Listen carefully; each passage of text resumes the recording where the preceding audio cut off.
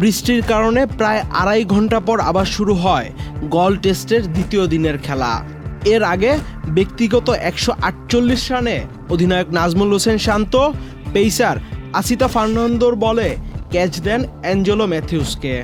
অধিনায়ক নাজমুলের বিদায়ের মধ্য দিয়ে ভাঙল মুশফিক নাজমুলের 264 রানের অনবদ্য জুটিটা।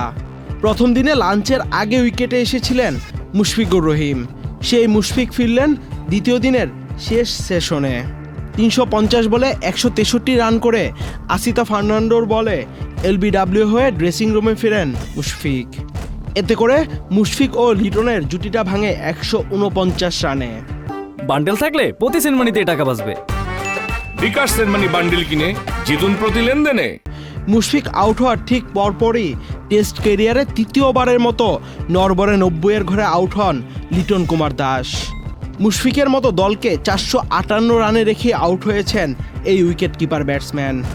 লঙ্কান স্পিনার থারিন্দুকে রিভার্স সুইপ করতে গিয়ে উইকেট কিপারকে ক্যাচ দিয়ে 90 রান করে ড্রেসিং রুমে ফেরেন লিটন।